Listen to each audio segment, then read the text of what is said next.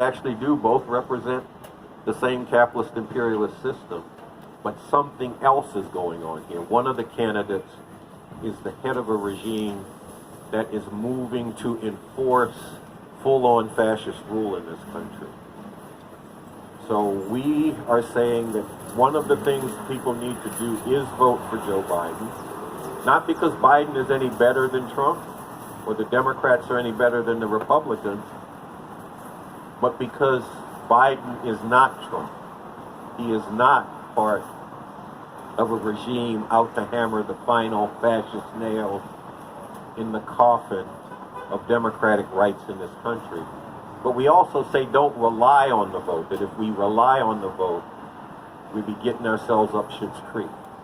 That we have to take to the streets, starting now, remaining in the streets, September into October, bringing more and more people out, moving to being out in the streets day after day, night after night, making clear to everybody, friend or foe, that we refuse to accept a fascist America, and that will put us in the best position to, if we can't drive him out before the election, to be able to deal with whatever moves they make.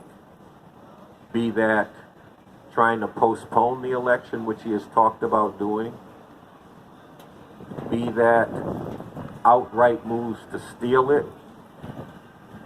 or be that refusing to accept the results of the election and saying, I ain't going. And he's already laying the basis for that with all this talk about mail-in voting is fraud. Because then he can say, if he loses, well, the only reason I lost is because all of them fraudulent votes, so I ain't leaving. And then you have to say, what power would we have to drive him out? And I already know that the Democrats are talking about what lawsuit are they going to file. How are we going to go at it that way? But here's what we have to remember. If you file a lawsuit to try to get Trump to respect the elections, where does that go?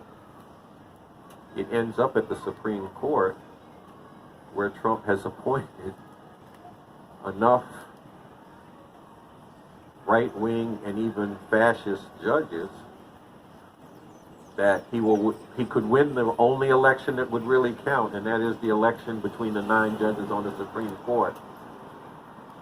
And just remember George W. Bush and Al Gore in 2000. Bush won that 5-4 vote, and he was the president, and it didn't matter what the actual vote count was, what the electoral college tally was. So it really is a question of the power that we have is through being in the streets. And the election and voting against Trump is a part of what needs to be done. But by itself, it only puts you in the position where then you need to figure out what you're going to do if he don't respect it when he loses. Okay, now somebody want to... Kick it off.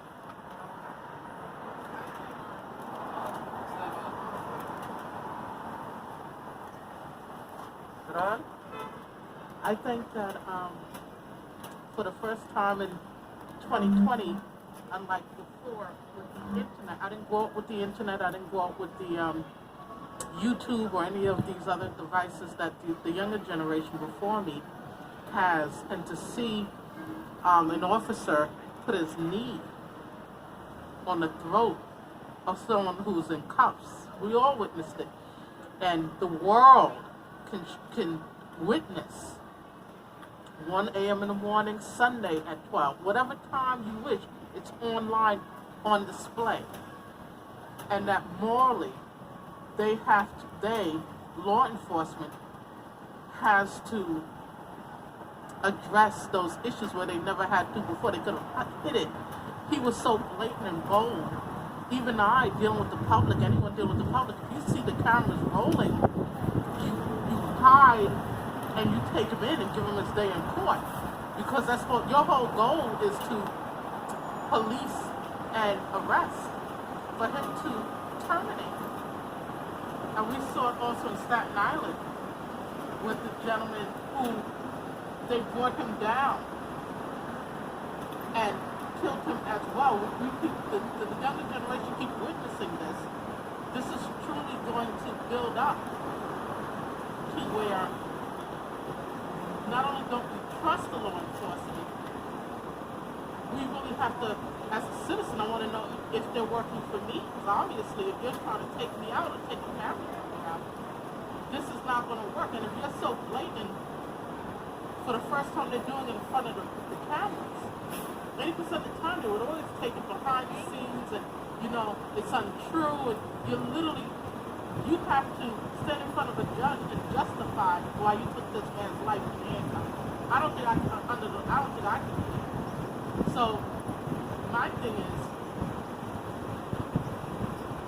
the pickets and not the riots, but the peaceful assemblies are discussing that the law enforcement is too excessive in their approach to arresting citizens. Because they have to remember that these are citizens of the U.S. These aren't people who are, there's a presumption of innocence. So when they come in, they have to stand in front of a judge and be presumed innocent before you can find them guilty. You have to. That's the law. And so you annihilate and took this man's life, 2 of them, 3 or 4, before they even had their day in court. And that's what he's going to address. Trump, is not at that level where he can even discuss it. But he can feel bad, but they're taking lives, and they're taking it in front of the public. So I just wonder, in the future, this is evidence right here. This is not just things that we imagine or heard and that they could hide. In addition to someone being in their home peacefully and an officer entering the home and killing the woman, not knowing, because he said, with him not being threatened, all of these are adding up to where the policing of the public is inappropriate and excessive. Are you trying to destroy the public? Or are you trying to destroy the public, or you're trying to regulate it? So I'm saying an officer should not be on trial. It doesn't make any sense. Your job is just to identify, bring them into court, let the judge worry about it. That's all you're supposed to do. You're not supposed to do anything else. Where did the line get blurred? Where did the line get blurred? You can have a conversation all you want to. When you put on that uniform and have a gun, now you have power and control. And the officers are saying, we can't justify what occurred. I can't answer this. You know what I'm saying? And that's going to be very interesting in the future when you're going to debate this. These are a lot of questions that need to be answered. What's going to happen when the police cross that line? What is the training? And do we as public have control over the training of these officers? Because if they're unarmed and they say, listen, I got to go, sometimes even mental illness, and they had to walk away, it needs to be addressed. That putting them down, taking them down peacefully, killing them, excessive force, if the police are scared, that has to be addressed as well. Is this an appropriate career for you? Or do you have enough training? And I say that in the beginning because what we're looking at now on video, it shows to the world how things are handled, and people should not judge law enforcement when the protocol is in place. There has to be some sort of protocol. If an assailant is in handcuffs, at that point in time, he has been disarmed. If he's not willing to go, you get back up, you bring him, I'm just saying hypothetically, you bring him in. The goal is to bring him into court, right under the the event and take it to the judge. At what point did you have to restrain him in such a way it took his life? I say that because now this is another part of the regime that's going on at this point. If you're angry, like some people say, if you're so angry, go home. Who's making that call? So it's going to be interesting in the future because these questions have to be answered. That, you know, it could be anyone's family member, it could be anyone's friend, that they're at the wrong place at the wrong time, and the officer doesn't have the ability to talk it through. So it's going to be really interesting in the future what's going to happen when we're seeing on video. You can look at it at any time, what the details, breaking it down to the incidents, that the officers at this point in time, you can't trust them. And I think that when these captains, chiefs, and every sergeants and everything else, it's no longer that they're frightened of the public.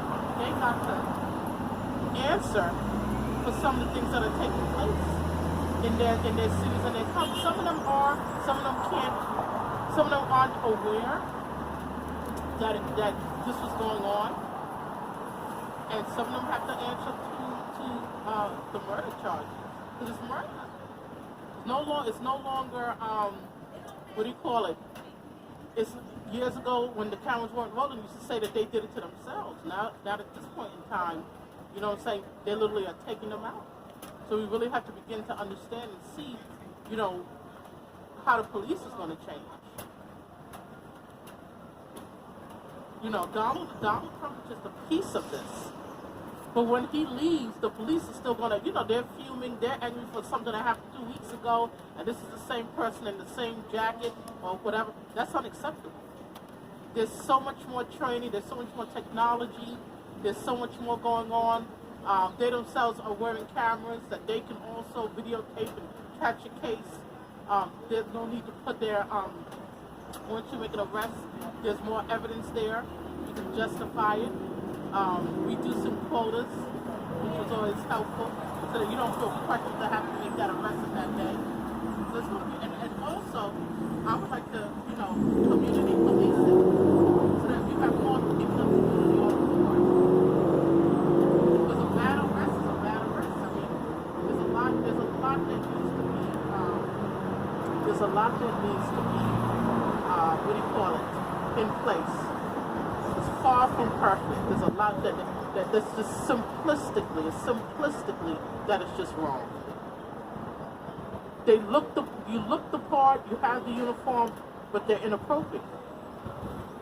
You know, what I believe, because I also do this, the psychology. What I believe in the future, psychologists will also come in and observe some of this that's going on. Not only the community, but the officers and that sense of anger that they also hold, that they can't control what's taking place, that they post-traumatic. Something happened a month ago, something happened to their partner, something happened to they were robbed, and now they see something going on and they feel that they have to retaliate. That's unacceptable. So, you know, those things also are going to have to be studied. You know, saying, you know, something happened, maybe I need to put you on desk duty for a couple of months and let you settle down before I send you back out, knowing that you may be a little unsettled. So it's going to be very interesting in the future. Thank you.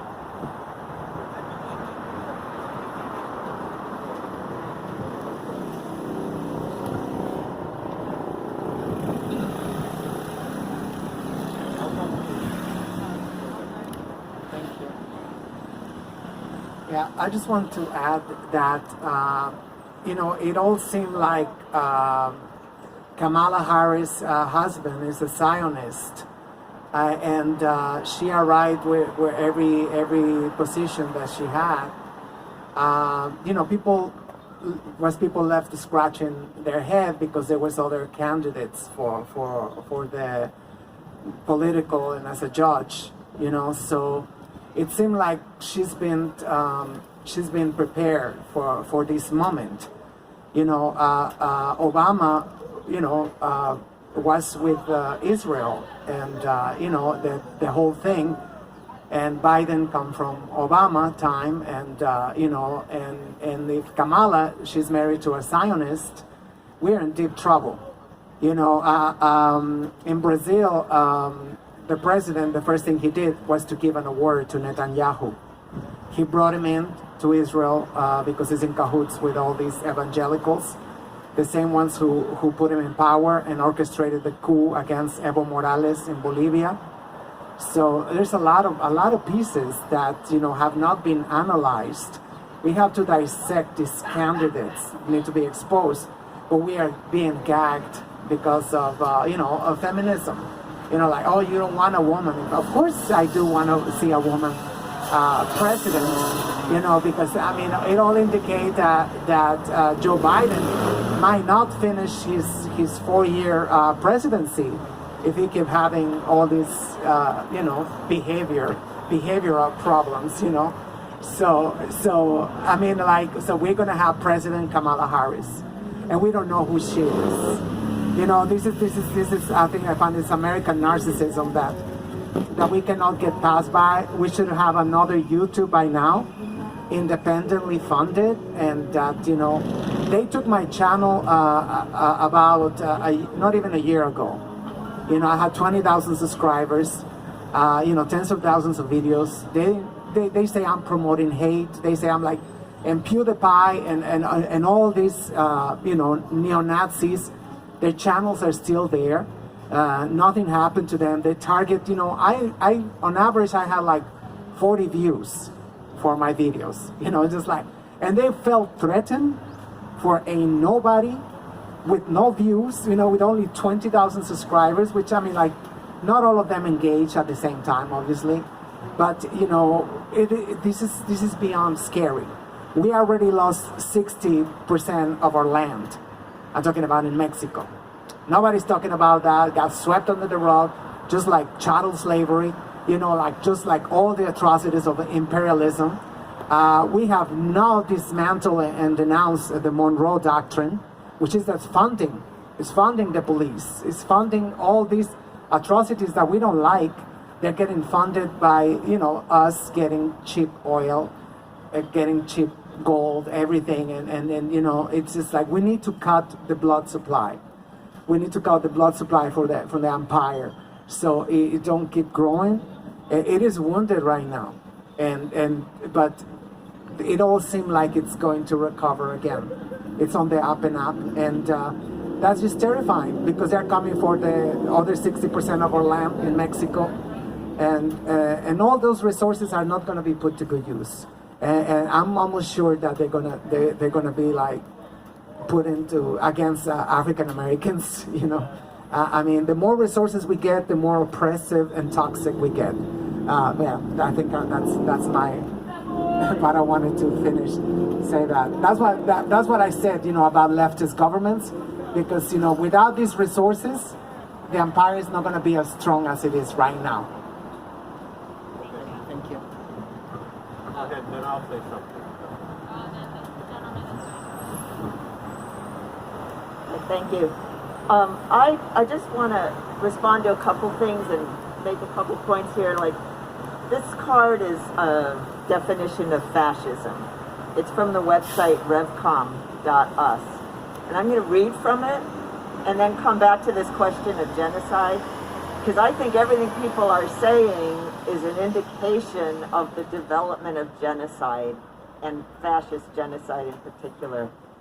What is fascism? Fascism is the exercise of blatant dictatorship by the bourgeois, that is, the capitalist imperialist class, ruling through reliance on open terror and violence, trampling on what are supposed to be civil and legal rights, wielding the power of the state and mobilizing organized groups of fanatical thugs to commit atrocities against masses of people, particularly groups of people identified as enemies, undesirables, or dangerous to society. In other words, I'm sorry the sister left, but all these things that the police are supposedly supposed to do. First of all, the police have been slave catchers from the beginning, okay? But they are dispensing. What is fascism? Trump and his regime are dispensing with what are supposed to be American democratic norms.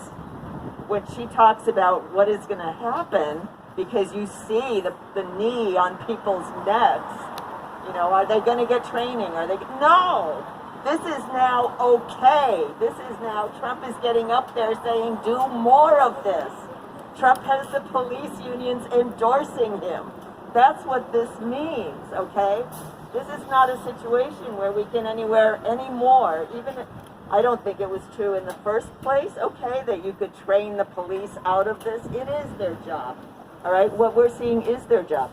But now the change that Carl is actually asking for us to grapple with, that is being written about by Avakian, which is extremely important analysis, by the way, that I think everybody should be looking to. The change is that they are now enforcing this with brutal, open terror. Okay? That's what's going on the border. That's what's going on with the police. The dude that had his knee on that neck for 8 minutes, he's a rabid Trump supporter. That's what is happening here. So this is, when you talk about they're shutting down the media, they're not just shutting down the leftist media, they're calling the mainstream media the enemy. You know, that's what's going on. So when you talk about, and the brother much earlier was talking about shutting down programs that actually help people, that's right, that's what they're doing. And it's not a question of a better or a worse policy. It's actually fascism. It's actually part of the genocide. You know, you can talk about education, what they're threatening to pull funding from teaching the truth about slavery. Now, why would they do that? You know, they're actually moving to erase whole peoples. So you have to erase the actual history. You have to dehumanize whole peoples. You have to justify this, you know, in the public mind. He tells people, you should be afraid if you live in the suburbs because those people are going to come get you. What people is he talking about? We know there's no code anymore, okay? This is all right out in the open. That's what's actually developing. That's what is going to be accelerating. Look, there's no question, I don't think anymore, that this election is going to be a huge pivotal point. Roger Stone, who is one of Trump's buddies, he just let him out of jail, said yesterday, if he loses, he should declare martial law. Okay? Because they already are saying it's going to be rigged. This is what's actually coming if it isn't stopped. And the way it has to be stopped is by people being in the streets, yes voting, all the peaceful means that can be employed to create a political situation where he is forced to step down. That's what has to actually happen. So I think it's really important to wrestle with what is actually happening here.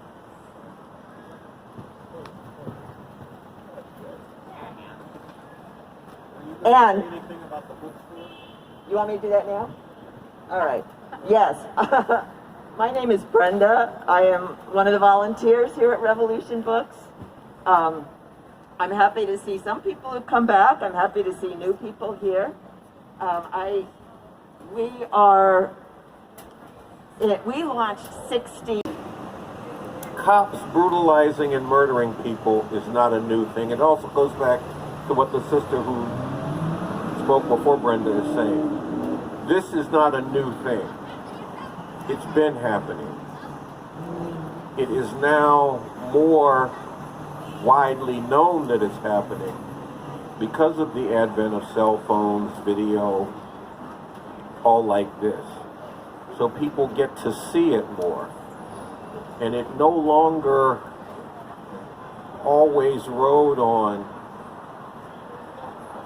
he said, they said, the person who was victimized versus the cops if the person survived to tell their story. Now it's right there for people to see. But there's something to be clear about. It didn't stop because it got right there for people to see. That was one thing that people thought, well, once everybody could see it, then it would stop. Because it's no longer happening off to the side, it's right out front. But with it right out front, it continued to go on.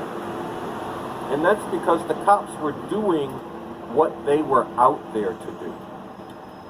You know, like when you see, and I'm reminded of Terrence Crutcher in Tulsa, Oklahoma. His car died in the middle of the road. He walked away from it. Cop came up on him, walked him at gunpoint back to his car. Why are you pulling a gun on somebody whose car died? That's one question. I mean, the answer is obvious. He was a big black man. The cop was white. He goes back to his car, and the cop said, "Put your hands on the car." He does it, and I'm watching this on video now. I can see the window to the car is closed on the video. And then the cop just starts shooting him in the back on the video and got off, even though it was all on video, because she said, "I thought the car window was open and he was reaching in it for a weapon." Now, Ray Charles could have seen that the damn window was closed. That's how clear it was. I'm on video. I'm not right there where she is. I'm on video.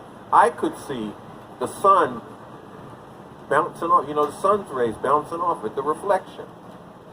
She obviously could have seen that. But the point was, she was a goddamn cop. Cops get to brutalize and murder people to keep certain people in their place. And I could take you through case after case about this. This is what's been going on, but now something different is happening. Because now, I mean, before when this would happen, the presidents would either ignore it or they might shed some crocodile tears. And I can take you back to George W. Bush's father, when the first televised beating of a black man happened by police, the Rodney King beating. George Bush's father said, "Oh, that was terrible. That shouldn't happen." You know, not that he really felt it was terrible, but he felt like he had to say that. But that's what you would get. Or you would get Barack Obama saying, "If I had a son, he would look like Trayvon." But it was still happening, and it continued to happen under Obama, and the federal government did not put, actually they put one cop who killed somebody in prison. The cop who shot the guy who got out of his car and ran away, shot him in the back, and then tried to plant a weapon on him, but there was a videotape of all that going on. He's the only one that the federal government put in jail. And that's because the state government said, "Why don't you try him? We don't want to." But beyond that case, the feds never did any other, they never brought any cases against anybody under Obama. In them 8 years, the feds and the cops killed about 1,000 people a year. They admitted that 250 to 300 of them a year were unarmed and not committing crimes. They admitted that 250 of them at least each year were unarmed and not committing any crimes when they killed them. They still got off most of the time, and the federal Justice Department did not bring any cases against any of those cops. So it's been going on for a long time. Here is the difference. The guy in the highest office in the land is using his bully pulpit to cheerlead for more of that brutality, more of that terror. The pigs already know this is what they're supposed to do, and this is what they can get away with. You saw that in the eyes of that pig in Minneapolis kneeling on George Floyd's neck. Because he didn't just do it, he stared down the woman taking the video. He knew she was videoing him, and he looked her in the eye and stared at her. She said it scared her, but she felt like she had to take this video. She had to document this. He didn't give a fuck that it was on video. He didn't care. He was doing what he felt he needed to do. He didn't think that George Floyd was going to get up and run. He knew he couldn't. He knew that two other pigs were holding him down. He knew that he was cuffed. That wasn't it at all. It wasn't a law enforcement question. It was a police terror, who's in control question here. I am in control. And you just see it again and again and again. I mean, just on a minor tip, a cop had a face mask on that said "Blue Wall of Silence." A young white man walked up to him and said, "I think that mask is disrespectful." The cop arrested him, pushed him down on the ground to his knees, cuffed him, and the whole time the guy was asking, "What did I do wrong? What did I do wrong?" And he said, the cop said, "You failed to disperse." Now, how does somebody walking down the street disperse? I mean, disperse is what a crowd does. How does one person walking down the street even disperse? But this cop felt fully justified in arresting this guy because he didn't like what the guy said about his mask. And this is being cheerled for. More of this is being called for. And we have to see this for what it is. You know, Trump is making part of his campaign. These protesters have no respect for law enforcement. Well, what the fuck does law enforcement do that deserves respect? I mean, they do a no-knock warrant on Breonna Taylor's house, break in the house. They claim the guy in the house shot at him. Well, actually, you break in somebody's house in the middle of the night, somebody should shoot at your ass. What the fuck you doing coming in my house? Especially since there is no legitimate law enforcement purpose involved here. They said, well, she was going with this drug deal. Yeah, last year her boyfriend was somebody who was involved in some way in drugs. At least he's in jail right now, and the charge he's in jail with is drugs.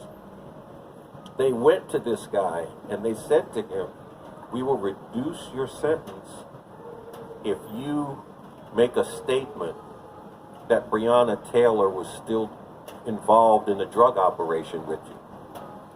I mean, they literally came to this guy and said, "Cut this deal and you can get out of jail quick." The brother, to his credit, said no. And then on top of saying no, publicly issued a statement to that effect. That's what we're dealing with here, because she was no longer with this dude. There was no legal basis to think that there was any drugs in there, because she hadn't been with him for a while. And even if there was, why you need to come in the middle of the night? She's dead, and no cops have yet been charged. A couple of them have been put on administrative leave. A couple of them have even been fired. But administrative leave is not the penalty for murder. And that's what they carried out. See, and it's like, is this going to be called forth? Because in other countries, this is what happened. Fascist rule comes in, and this kind of terror. And on top of the official terror, there's the unofficial terror. Because people talked about, and maybe I've already mentioned this, people talked about how these militias have come to these protests and beat up people and broken them up. Well, they've killed about 15 or 20 people. Let's be aware of this. It's not talked about very much, but people have already been killed for protesting, both by the official law enforcement and by the unofficial. And the unofficial people are being called more and more into the fray. And the official people are being called to be more brutal. doing a fine job. Trump went to Kenosha to congratulate the police department that had just shot a brother in the back 7 times. Somehow the fact that they had shot Jacob Blake in the back 7 times was unable to escape Donald Trump's lips. Because that wasn't why he went there. He went there to talk about how we're going to stop these people from protesting. This is what we're up against. This is what a fascist regime would mean on this front. Not just the continuation of the bad shit, not even a little bit worse of the bad shit, but a qualitatively different situation. I made the point a couple of discussions ago here. Well, let's say you were a Jewish person in Nazi Germany after they had gone the full way, after they had really gone all out after the Jewish people. Could you go into court and file a civil suit? Could you put an op-ed in the newspaper? Could you call a protest demonstration? And what would happen if you tried to? They'd be like, when is the next train to the death camp coming so we can get rid of this motherfucker? That would be the terms of it. And look, sisters and brothers, those could become the terms here if we're not successful in driving this regime out. This is what Avakian is hammering at when he says Donald Trump, genocidal racist. And go through it. It's a 10-part series. If you go to the website, I think they're up to number 7 now, right? I mean, and Avakian is just like, some of the articles he writes are in fact in depth and going at questions from many different angles. And he actually recently did one that's a little more in depth. It's titled, Voting Will Not Be Enough. We need to take to the streets and stay in the streets, demanding Trump Pence out now. Part 1. So this is going to be a series 2. The Democrats can't fight Trump the way he needs to be fought. And in saying this, we're not deviating from what I said earlier, using all appropriate nonviolent means. We're not going to some other level on this. We're still calling for mass nonviolent ways to go at driving this regime out. But we do got to go all out with this. And he goes more deeply into this. But these here, you heard Noche Diaz read 2 of them. You heard me read 2 of them. Short and sweet. Right on the point. This is what's coming down. Avakian's doing this because people have to recognize what it is we're up against and why it is we need to act to drive this regime out. Why we can't wait for some aspect of the system to take care of it for us. Be that waiting for the Democrats to win the election, and if Trump refuses to accept the results, to file the lawsuit to try to get him to do it. To hope that, I guess there was talk about, well, if Trump doesn't go, the generals will be happy to escort him out. Some of them might want to see him go. Others of them might be like, I'm okay with the shit that he's doing. You know, I mean, I was in the Army. Some of those motherfuckers in the Army, including at the upper levels, hate black people, hate other oppressed people, as much as the Ku Klux Klan hates black people and other oppressed people. I mean, let's just be real about it. I was in the Army back in the days when they used to put the draftees on the bus because it was during the draft. And as you got to the military bases in North Carolina, Fort Bragg, and there was one other, you'd see a big, what did they call them? I know the name of this. No, it's like a bulletin thing, but it's not a bulletin thing. It's real big billboards. Is that it? Uh-huh. Big billboard outside of the base. Welcome to Ku Klux Klan country. right outside the military base. Think about that. Here you are bringing all of these people of all races and nationalities, and my bus was coming from Baltimore, and most of the folks on it was black.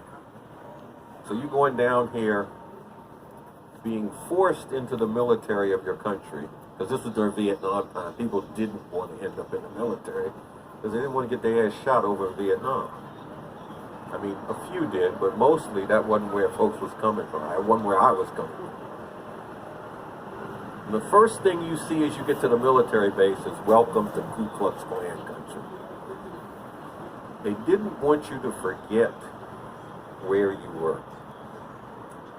They wanted you to know what the terms of things were. Well, Trump is laying out what the terms of things will be if he is successful, with his talk about who's going to come into the suburbs, and if you don't have him in charge, what's going to happen. There is a large, open and naked thing of there are people in this society that we have to keep in their place. And we have law enforcement to do that. And I have my Second Amendment people, these racist militias, to do that. And the people who need to be kept in place are black, are Latino, are indigenous, and also these people of all races and nationalities who are out in the streets saying hateful things like Black Lives Matter. And I mean, that last thing I just said is a quote from Trump. He said Black Lives Matter is a hateful thing to say. So, I mean, and I want to hear from folks, if folks got something to say, if people want to get into this. Some of the people who haven't spoken yet could chime in on it. People who have spoken could come back on it. But really, we have to recognize this situation for what it is. It is a critical situation. There is a lot at stake. It is very necessary to use all appropriate nonviolent means to act to drive this regime from power. And the key means, and what needs to be relied on, is people going into the streets and staying in the streets. The way they did in Puerto Rico when they went after driving the governor out, the way they're doing now in Belarus with the guy who ran the rigged election there, the way they did a few years ago in South Korea when they drove a president out. Well, we got to do that here.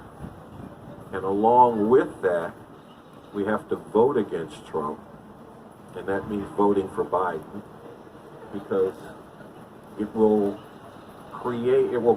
contribute to creating a favorable situation if it is just about undeniable that he lost the thing. I mean, he'll deny it anyway, because reality and truth doesn't matter very much to this motherfucker. I mean, he is still saying he had the biggest turnout for his inauguration in the history of the country. And again, Ray Charles could see that was a lie. That's how clear that one was. He's still saying he won the popular vote in 2016. My granddaughter counts good enough to know that's a lie. You know, this is just clear shit here.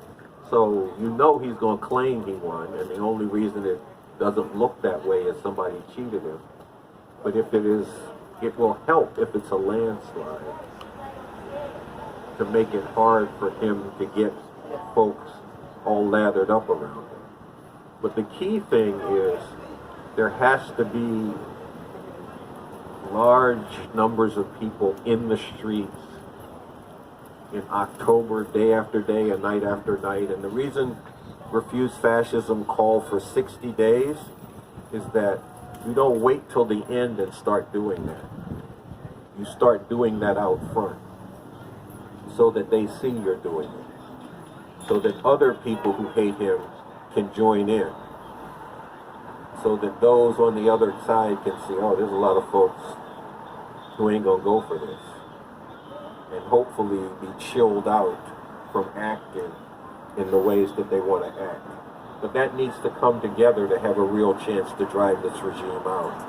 And that if we rely on voting, and that's it, the way, unfortunately, up to this point, the Democrats are taking an approach to do, then you end up in a situation where if he tries to steal it, if he tries to sabotage it, if he refuses to go, then you're saying, okay, now we should do something.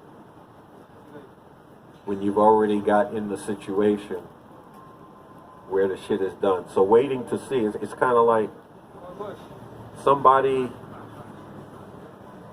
you have evidence that somebody is going to rob a bank. You don't say, well, we'll wait and see if he actually robs the bank. And then if he robs the bank, we'll do something. No, you say, stop the motherfucker from robbing the bank out front. That'd be the way to go. Well, it's the same kind of thing here. So, look, let's get into this. Some of y'all came in a little late. We're talking about